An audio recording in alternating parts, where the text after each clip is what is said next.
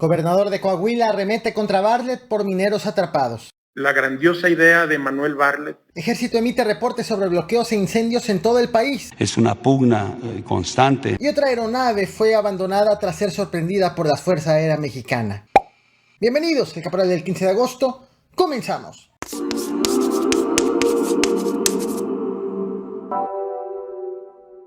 Te presento a Juan Díaz Bazul, fue regidor del Ayuntamiento de Teopisca durante la administración de Jesús Valdés Díaz, esto en el estado de Chiapas, alcalde que fue asesinado el pasado 8 de junio.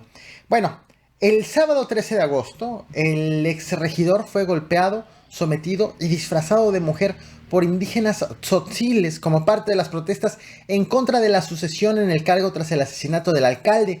Lo que los manifestantes buscan es desconocer a Luis Alberto Valdés Díaz, hermano del presidente asesinado, como presidente del Consejo Municipal. Fue así que, como parte de las protestas, exhibieron, como ves en pantalla, quien fue regidor. Hasta hace unos minutos el exregidor permanecía cautivo. Esto en la zona de bloqueos carreteros que mantienen los manifestantes sobre la carretera panamericana.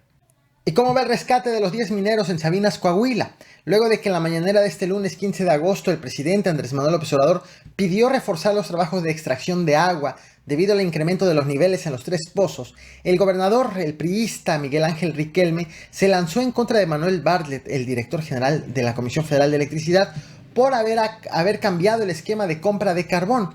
Lo que plantea el gobernador es que anteriormente el carbón era comprado por la promotora para el desarrollo minero, llamado la Prodemi, la cual establecía ciertos lineamientos para garantizar la seguridad de la extracción del carbón. Sin embargo, lo que acusa el mandatario estatal es que, como Manuel Bartlett cambió el esquema para que la CFE haga las compras directas, ahora esta actividad se presta más al coyotaje y a la extracción sin seguridad.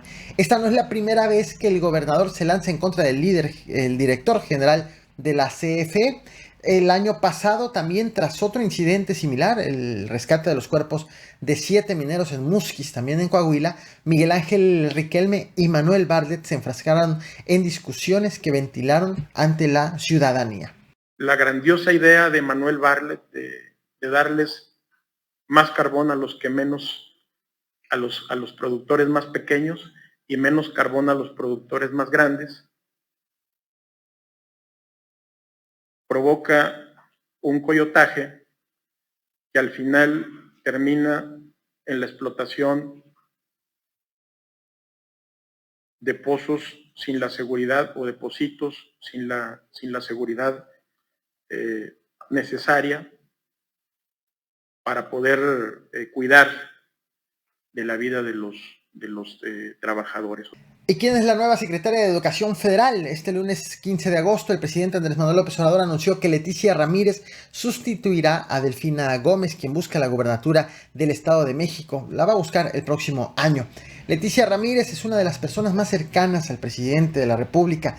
Ella es egresada de la Escuela Nacional de Maestros con estudios en Antropología Social y formación de alta dirección pública. Fue docente por más de 12 años en escuelas primarias al poniente de la Ciudad de México, en donde hizo labor sindical principalmente y posteriormente se adhirió al PRD, en donde comenzó su carrera en el partido político. Del 2000 al 2005, con Andrés Manuel López Obrador como jefe de gobierno de la Ciudad de México, ella fue directora de Atención Ciudadana Capitalina, repitió en el cargo con Marcelo Ebrard del 2006 al 2012 y con Miguel Ángel Mancera fue secretaria del Medio Ambiente. Y tiene como profesión ser maestra.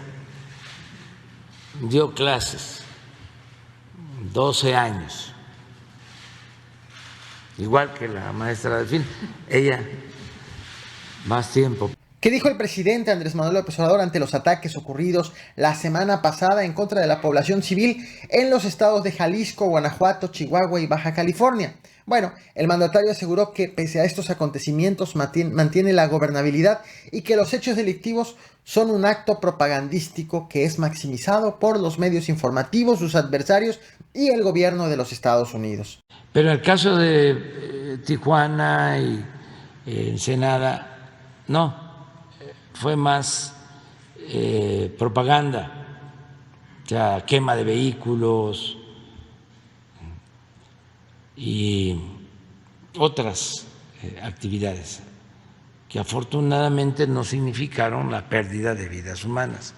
Por eso hay gente que está pensando que tiene que ver con cuestiones políticas, pero eso es mejor mantenerlo como una hipótesis y no darle tanta importancia, porque hasta en el supuesto de que fuese así, aceptando sin conceder, como dicen los abogados, pues eso no funciona. Tras estas declaraciones emitidas en la conferencia de hoy, lunes 15 de agosto, el presidente ordenó un reporte a la Secretaría de la Defensa Nacional sobre los hechos ocurridos la semana pasada, tras lo cual integrantes del Gabinete de Seguridad ofrecieron una conferencia horas más tarde. El balance que ofrecieron de todos estos acontecimientos fue de 11 muertos en los municipios de Zapopan, Jalisco, Irapuato, Guanajuato, Tijuana, Baja California y Ciudad Juárez, Chihuahua. Descartó también que hayan sido actos de terrorismo, idea impulsada principalmente tras lo ocurrido en Ciudad Juárez, Chihuahua, en donde los delincuentes salieron a las calles a disparar en contra de ciudadanos inocentes. Y por parte del secretario de la Defensa Nacional, Luis Crescencio Sandoval, detalló que grupos delictivos tienen presencia en Baja California. Aseguró que lo ocurrido en Ciudad Juárez fue para evitar que lleguen elementos federales al penal y descartó que en el operativo de Guadalajara hubieran sido detenidas personas importantes de la delincuencia organizada, como inicialmente dijo el presidente de la República que le habían informado que sucedió. Es una pugna constante en esa región fronteriza. De ahí que se presentan estos actos vandálicos.